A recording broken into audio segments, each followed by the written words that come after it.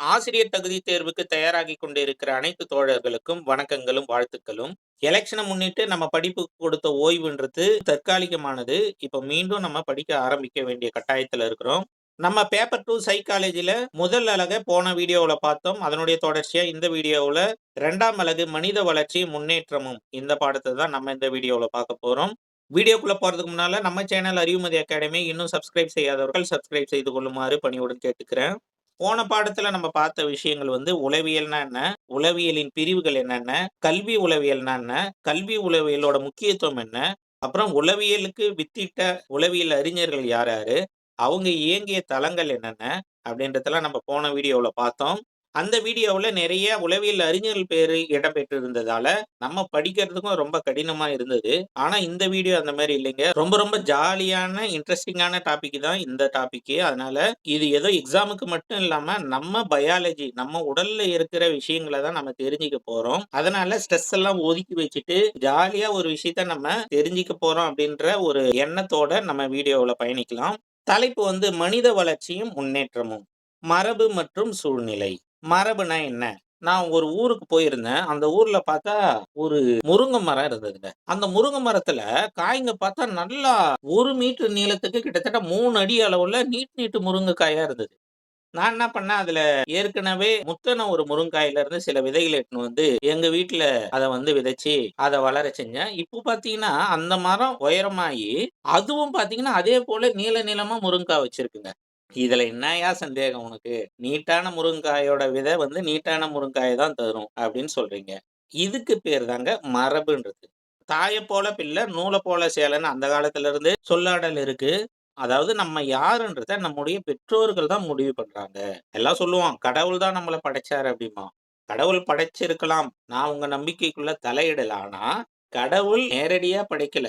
எதுவுமே இல்லாத இடத்துல இருந்து தபுக்கடின்னு ஒரு ஆள உருவாக்கல கடவுள். நம்முடைய பெற்றோர்கள் மூலியமா தான் நம்மள உருவாக்கி இருக்கிறார். நம்ம நம்ம பெற்றோர்ல இருந்து உருவாகி வந்திருக்கிறோம். அப்போ அவங்கள போல தான் நம்ம இருப்போம். அவங்களுடைய மரபு நமக்குள்ள இருக்குது. அதனால நம்ம முக தோற்றத்திலயும் சரி, குணநலன்கள்லயும் சரி, நம்ம பெற்றோர்கள் மாரி தான் இருப்போம். இதுக்கு பேரு தான் மரபு. சரிங்களா? சூழ்நிலை. சூழ்நிலைன்னா என்ன? இப்ப தமிழ்நாட்டுல நல்ல வறுமையில இருக்கிற ஒரு பெற்றோருக்கு ஒரு குழந்தை பிறக்குது. அந்த குழந்தைய அமெரிக்காவுல இருக்கிற ஒரு பெற்றோருக்கு குழந்தை இல்லாதால, இவங்க தத்து குடுத்துடுறாங்க. சின்ன வயசுலே 3 வயசுலயே, 2 வயசுலயே குடுத்துர்றாங்கன்னு வச்சுக்கோங்களேன். ஒரு 30 வருஷம் கழிச்சு, அந்த குழந்தைய நம்ம எடுத்து பார்த்தோம்னா, அந்த குழந்தை மரபை கொடுத்த பெற்றோரை விட, அந்த அமெரிக்கனா தான் அவங்க இருப்பாங்க. அவங்களுடைய உடல் வளர்ச்சி பார்த்தீங்கன்னா, அப்பா, அம்மா இங்க இருக்கிறவங்க கொஞ்சம் குள்ளமா இருப்பாங்க. அவங்க அந்த தட்பவெட்ப சூழ்நிலையில் வளர்ந்ததால, அங்க இருக்கிற உணவுப் பொருள சாப்பிட்டு வளர்ந்ததால, அந்த குழந்தை உயரமா தான் இருக்கும். அந்த குழந்தை அறிவாற்றல் மிக்கதா தான் இருக்கும். ஆளுமை திறன் மிக்க ஒரு குழந்தையா தான் இருக்கும். ஏன்னா, அந்த குழந்தை வளர்ந்த சுற்றுச்சூழல்ன்றது அத்தகையதா தான் இருந்தது. அதனால இந்த மரபு இங்கிருந்து போயிருந்தாலும், அந்த குழந்தை வளர்ந்த சூழ்நிலை அதுவா இருந்ததால, அந்த சூழ்நிலையும் அந்த குழந்தையோட வளர்ச்சிய நிர்ணயம் செய்யுது. இதுல 2 விதமான கருத்து இருக்கு. ஒண்ணு மரபு தான் ஒரு குழந்தையோட வளர்ச்சியில முக்கிய பங்கு எடுக்குது அப்படின்னும், இல்ல என்ன மாரி மரபா இருந்தாலும் ஒரு குழந்தையோட வளர்ச்சியில, அறிவு திறன்ல, ஆளுமையில சூழ்நிலை தான் முக்கிய பங்கு எடுக்குதுன்னு இன்னொரு தரப்பினரும் அந்த காலத்துல இருந்தே இத விவாதிச்சுட்டு வந்துட்டு இருக்காங்க. புரியுதுங்களா? இப்ப மரபுனா என்ன? சூழ்நிலைன்னா என்னன்னு புரியுதுங்களா? மரபுன்றது பெற்றோர்கள் மூலியமா நமக்கு கிடைப்பது. சூழ்நிலை என்பது நம்ம பிறந்த பிறகு நம்ம வளரும் சூழ்நிலையை பொறுத்து நம்மளுடைய வளர்ச்சி மாறுபடும்ன்றது சூழ்நிலை. அவ்வளவுதாங்க. மரபு மற்றும் சூழ்நிலையின் தொடர்பு. மரபு என்பது உடலியல் சார்ந்தது. அது பயாலஜிக்கல் ஆனது. இதே சூழ்நிலை என்பது உளவியல் சார்ந்தது அப்படின்னு சொல்றாங்க. மனித வளர்ச்சிக்கு காரணமாக அமைபவை மரபு மற்றும் சூழ்நிலை 2மே மனித வளர்ச்சிக்கு காரணமாக அமைபவை. இப்போ மரபு எப்படி வருது அப்படின்றத நம்ம சயின்டிபிக்கலா சொல்லுவோம். மனித உடல் முழுக்க செல்களால் ஆனது. அது உங்களுக்கு தெரியும். இந்த செல்களுக்குள்ள உட்கருன்னு ஒண்ணு இருக்குது. அந்த உட்கருக்குள்ள குரோமோசோம் அப்படின்னு ஒரு வலைப்பின்னல் இருக்குது. இந்த குரோமோசோம் வலைப்பின்னல் தான் ஒவ்வொரு மனிதனையும் தீர்மானிக்கிற ஒரு பொருள். சரி, எவ்வளவு குரோமோசோம் இருக்கும்? ஒரு அணுக்குள்ளயும் 23 ஜோடி, அதாவது 46 குரோமோசோம்கள் இருக்கும். ஆணுக்கு இருக்கிற 23 ஜோடி குரோமோசோமும், பெண்ணுக்கு இருக்கிற 23 ஜோடி குரோமோசோமும் ஒரே மாதிரி இருக்குமா அப்படின்னு கேட்டா இருக்காது. 22 ஜோடி குரோமோசோம்கள் 2த்துலயும் ஒரே மாதிரி தான் இருக்கும். இந்த 23வது ஜோடி குரோமோசோம் அப்படின்றது தான் பாலினத்தை நிர்ணயம் செய்கிற குரோமோசோம். இந்த 23வது ஜோடி குரோமோசோம் வந்து பெண்களுக்கு XX அப்படின்னு இருக்கும். இதே ஆணுக்கு 23வது ஜோடி குரோமோசோம் வந்து XY அப்படின்னு இருக்கும். இப்ப கருமுட்டைன்றது தாயோட பெண்ணோட வயித்துல உருவாகுது. இந்த கருமுட்டை 23 குரோமோசோம்கள் இருக்கும். இதே ஆணோட விந்தணுவுல பார்த்தீங்கன்னா, அதே 23 குரோமோசோம் இருக்கும். ஆனா 23வது குரோமோசோம் வந்து XY அப்படின்னு இருக்கும். அப்படி இணையறப்ப 4 விதமான வாய்ப்புகள் நமக்கு கிடைக்கும். XX, XY, XX, YX அப்படின்னு கிடைக்குமா? இப்போ இதுல அது ரேண்டமா பார்த்தீங்கன்னா, XXன்னு வந்தா அது பெண்ணாவும், XYன்னு வந்தா அது ஆணாவும் அங்க குழந்தை உருவாகும். ஒரு குழந்தை பிறக்குது அல்லது ஒரு குழந்தை உருவாகுதுன்னா, அந்த குழந்தை ஆணாவோ அல்லது பெண்ணாவோ இருக்கிறதுக்கு அதிக பங்கை செலுத்துவது யாருன்னு பார்த்தோம்னா, ஆண் தான். ஏன்னா ஆண்கிட்ட தான் 2மே இருக்கு. Xம் இருக்கு, Yயும் இருக்கு. பெண்ட்ட XX மட்டும் தான் இருக்கு. அப்போ ஒரு குழந்தையின் பாலினத்தை நிர்ணயம் செய்வது ஆணோட 23வது ஜோடி குரோமோசோம் தான். அப்போ ஒரு தாய் வந்து தொடர்ந்து பெண் குழந்தைகளே பெத்துட்டு இருக்காங்க அப்படின்னா, அல்லது தொடர்ந்து ஆண் குழந்தைகளே பெத்துட்டு இருக்காங்க அப்படின்னாலும், அதுக்கு முக்கிய காரணம் வந்து அந்த பெண் கிடையாது. யாரு? அந்த தந்தை தான். இப்ப நெறைய பேர் பார்த்தீங்கன்னா, அந்த காலத்துலலாம் தொடர்ந்து பெண் குழந்தையே பெத்துட்டு இருந்தா, யார திட்டுவாங்கன்னா, அந்த அம்மாவ திட்டுவாங்க. மருமகள திட்டுவாங்க. "என்ன நீ தொடர்ந்து பொட்ட புள்ளையே பெத்துட்டு இருக்கிற" அப்படின்னு. ஆனா அது அவங்க கையில கிடையாது. இது யார் கையில இருக்கு? ஆண் கையில இருக்கு. அப்ப திட்டணும்னா யார திட்டணும்? உன் மோன தான் திட்டணும். மருமவ ஒண்ணும் செய்ய முடியாது. அந்த பாலினத்தை நிர்ணயிக்கிற குரோமோசோம் யார்கிட்ட தான் இருக்கு? ஆண்கிட்ட தான் இருக்கு. அப்ப அவன் தான் தப்பு பண்ணிக்கிறான்னு தான் அர்த்தம். அப்படி கிடையாது. அது அவரும் முடிவு செய்ய முடியாது. அது இயற்கையா வர்றது. ஆனா நம்ம ஆளுங்க குறை சொல்றதுக்கு கூட பெண்ணை மட்டுமே குறை சொல்லுவாங்க. புரியுதுங்களா? இப்போ இதெல்லாம் ஓகே. நமக்கு தேவை ஒரு மனிதனிடம் எத்தனை ஜோடி குரோமோசோம் இருக்கும்? 23 ஜோடி குரோமோசோம் இருக்கும். அதுல 22 வந்து பொதுவானவை. 23வது ஜோடி குரோமோசோம்ன்றது பால் இனத்தை நிர்ணயிக்கிற குரோமோசோம். இப்ப இந்த சினை முட்டை சொன்னேன் இல்லைங்களா? கருமுட்டை. தாயோட வயித்துல உருவாகுற அந்த கருமுட்டை வந்து ஆணோட விந்தணுவை போல 8500 மடங்கு பெரிதா இருக்கும். ஒரு கரு இரட்டையர்னா, ஒரு கருமுட்டை வந்து ஒரு விந்தணுவை ஏற்று ஒரு உயிரா உருவாகி, ஏதோ ஒரு சில காரணங்களால அது 2ஆ பிரிஞ்சிரும்.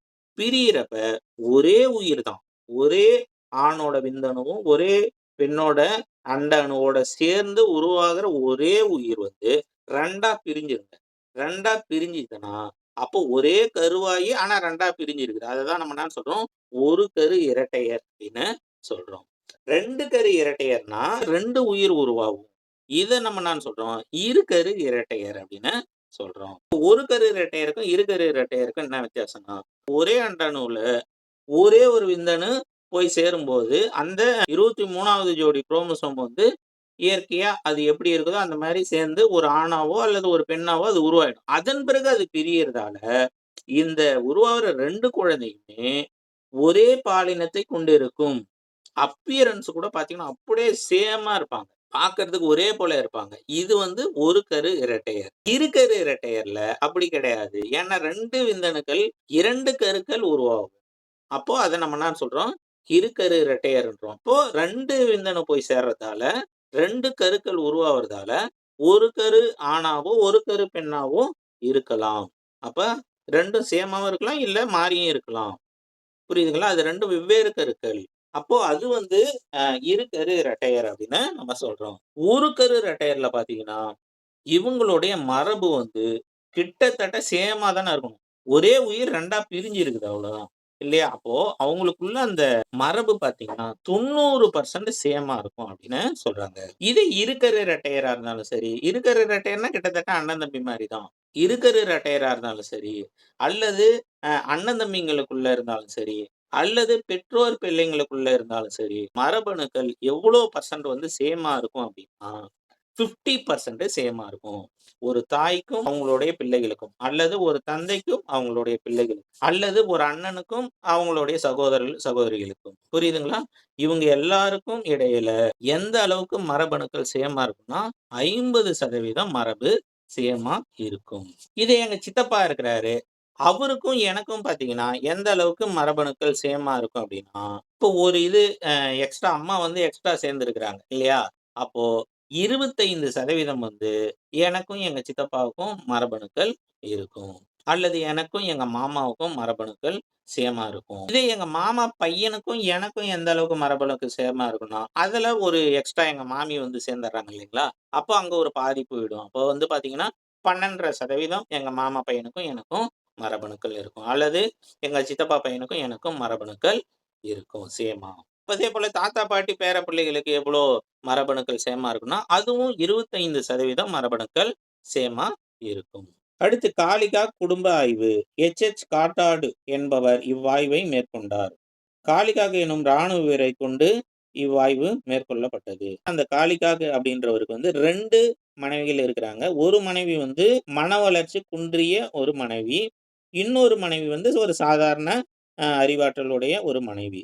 இதுல பார்த்தீங்கன்னா, இந்த மன வளர்ச்சி குன்றிய அந்த மனைவி வழி வந்தவங்கள்ல 480 பேர்ல 46 பேர், அதாவது 10% மட்டும் தான் சராசரி அறிவு உடையவங்களா இருந்தாங்க.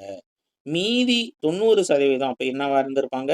மன வளர்ச்சி குன்றியவங்களாகவும், குற்றவாளிகளாகவும் தான் இருந்திருக்கிறாங்க. இதே சராசரி அறிவாற்றல் கொண்ட அந்த மனைவி வழிவந்தவங்கள்ல நெறைய பேரு, அதாவது 3/4 பேருக்கு மேல வந்து பார்த்தீங்கன்னா, 49% சராசரி அறிவுடையவங்களா இருந்திருக்கிறாங்க. இதிலிருந்து என்ன சொல்ல வராங்க அப்டின்னா, மரபு தான் ஒரு மனிதன உருவாக்குறதுல முக்கிய பங்காற்றுது அப்டின்னு சொல்றாங்க. அடுத்து நம்ம பார்க்க போறது ஜூக் குடும்ப ஆய்வு. இவ்வாய்வு டக்டேல் என்பவரால் மேற்கொள்ளப்பட்டது. கார்ல் பியர்சன் என்பவரும் இவ்வாய்வை மேற்கொண்டார். ஜூக்ஸ் எனும் மீன் வியாபாரி கீழ்த்தர நடத்தைகள் கொண்ட பெண்ணை திருமணம் செய்தார். அவரது வழித்தோன்றலில் வந்த 5 தலைமுறையினர் ஏழ்மையாகவும், தண்டனை அடைந்தவர்களாகவும் இருந்தனர். கால்டன் பிரான்சிஸ் ஆய்வு. 977 மேதைகளில் உறவினர்களை ஆராய்ந்தார். அதில் 597 பேர் புகழ்மிக்கவர்களாகவே இருந்தனர். அப்ப 977 பேர்ல பாதிக்கும் மேற்பட்டவர்கள், கிட்டத்தட்ட 60% அதே புகழ்மிக்கவர்களா இருந்திருக்கிறாங்க. சராசரி அறிவுடைய 977ல பார்த்தீங்கன்னா, 7 பேர் மட்டுமே புகழ்மிக்கவர்களா இருந்திருக்கிறாங்க. அப்போ இதுல இருந்து அவங்க என்ன சொல்றாங்க, புகழ்மிக்க 977 பேர்ல இருந்து 537 பேர் புகழ்மிக்கவங்களா வந்தாங்க. இதே சராசரியா இருக்கிற 977 பேர்ல 7 பேர் மட்டுமே புகழ்மிக்கவங்களா இருந்திருக்கிறாங்க அப்படின்னா, மேதைகளிலிருந்து மட்டுமே மேதைகள் உருவாகிறார்கள் அப்படின்னு அவங்க கண்டுபிடிச்சாங்க. அடுத்து நம்ம பார்க்க போற தலைப்பு வளர்ச்சி. வளர்ச்சி என்பது உயரம், எடை, அளவு, பருமன் இவற்றின் அடிப்படையில் அமைகின்ற அறியக்கூடிய உடல் வளர்ச்சியினை குறிப்பிடுவதாகும். புரியுதுங்களா? வளர்ச்சியை பார்த்து உணர முடியும். வளர்ச்சியை எளிதில் அளவிட முடியும். எவ்வளவு தூரம் வளர்ந்திருக்கிறான்றத நம்ம அளந்து சொல்ல முடியும். அளவிடத்தக்கது தான் வளர்ச்சி. அடுத்து முன்னேற்றம் அப்படின்னா என்ன? முன்னேற்றம் என்பது மன வளர்ச்சியினை குறிக்கிறது. அது வந்து உடல் வளர்ச்சியை கொடுப்பது வளர்ச்சி. மன வளர்ச்சியை குறிப்பது முன்னேற்றம். முன்னேற்றம் என்பது தொடர்ச்சியானது. முன்னேற்ற விகிதம் சீராக இருப்பதில்லை. முன்னேற்ற விகிதம் வந்து எப்பயுமே சீரா ஒரே மாதிரியே இருக்காது. முன்னேற்றத்தை பார்த்து உணர முடியாது. அளவிட முடியாது. அடுத்து முதிர்ச்சி. முதிர்ச்சி இப்பதான் நான் சொன்னேன். ஒரு வளர்ச்சியோட லாஸ்ட் எட்ஜ். அதுக்கப்புறம் வளர்றதுக்கு எதுவும் இல்ல அப்படின்னா, வளர்ச்சியோட கடைசி கட்டம் தான் நம்ம என்ன சொல்றோம்?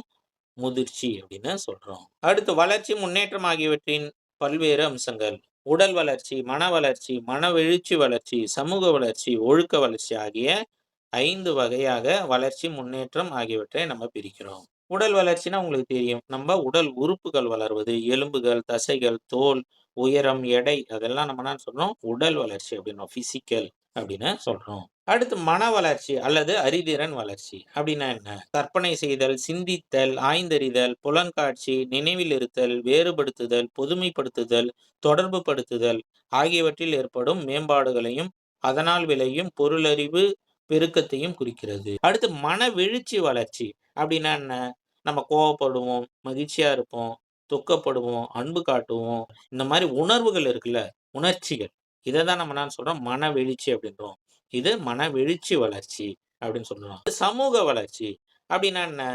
முதல்ல பார்த்தீங்கன்னா, குழந்தை எனக்கு தான் எல்லாம் வேணும், எனக்கு தான் எல்லாம் வேணும்னு சொல்லிட்டு தன்னை தானே முதன்மைப்படுத்திக்கிட்டு இருக்கும். அதே கொஞ்சம் கொஞ்சமா வளர வளர நம்மன்றது நம்ம தனியா இருக்கிற ஒரு உலகம் கிடையாது. நம்ம அப்பா, அம்மா, நம்ம சகோதரர்கள், அடுத்து நம்ம சுற்றி இருக்கிற நம்ம சொந்த பந்தங்கள், நம்ம ஊர்க்காரங்க, நம்ம உலகம், நம்ம சமூகம் அப்படின்னு சிந்திக்கிற அந்த விஷயம் தானது சமூக வளர்ச்சி. அடுத்து ஒழுக்க வளர்ச்சி. ஒழுக்க வளர்ச்சியும், இந்த சமூக வளர்ச்சியும் கிட்டத்தட்ட இணைந்தவை தான். பல சமூக பண்புகள் சிறப்பான ஒழுக்க பண்புகளாகவும் உள்ளன. ஒழுக்க வளர்ச்சினா நம்ம திருடாம இருக்கணும், பொய் சொல்லாம இருக்கணும், அடுத்தவங்களோட பொருள கவராம இருக்கணும், அப்படின்னு பண்பு நலன்கள் நம்மகிட்ட இருக்கு இல்லைங்களா? அதுதான் ஒழுக்க வளர்ச்சி. இதுல இருக்கிற டாபிக்ஸ் எத சொல்லுது அப்படின்றத உங்களுக்கு ஒரு ஆர்வத்த குடுத்து, உங்கள இந்த பாடத்த படிக்கிறதுக்கு தூண்டி இருக்கிறேன் அப்படின்னு நம்புறேன். இந்த பாடத்தோட மெட்டீரியல் உங்களுக்கு தேவைன்னா, இந்த வீடியோவுக்கு லைக் பண்ணிட்டு கமெண்ட் பாக்ஸ்ல எஸ்ன்னு சொல்லிட்டு கமெண்ட் பண்ணுங்க. இந்த ஃபர்ஸ்ட் கமெண்ட்ல பார்த்தீங்கன்னா, என்னுடைய வாட்ஸ்அப் குரூப்போட லிங்க் தரேன். அந்த லிங்க்ல போயிட்டு அந்த குரூப்ல சேர்ந்தீங்கன்னா, அங்க நான் உங்களுக்கு இந்த பாடத்தோட மெட்டீரியல் தருவேன். இன்னும் 2 நாள்ல இந்த பாடத்துக்கான ஒரு 30 மார்க் கொண்ட ஒரு மாதிரி தேர்வு நானு நடத்துவேன். இன்னைக்கு திங்கட்கிழமைன்னா, புதன்கிழமை நானு கண்டிப்பாக இந்த பாடத்துக்கான 2ஆம் பாடத்துக்கான மாதிரி தேர்வு 30 வினாக்கள் கொண்ட மாதிரி தேர்வு கண்டிப்பாக அந்த வாட்ஸ்அப் குரூப்ல நடத்துவேன். அதனால நீங்க அந்த வாட்ஸ்அப் குரூப்ல இணைஞ்சுக்கிட்டீங்கன்னா, உங்களுக்கு எளிதா இருக்கும். நம்ம சேனல் அறிவுமதி அகாடமி இன்னும் சப்ஸ்கிரைப் செய்யாதவர்கள் சப்ஸ்கிரைப் செய்து நமக்கு ஆதரவு அளியுங்க. Thank you. Bye bye. Take care.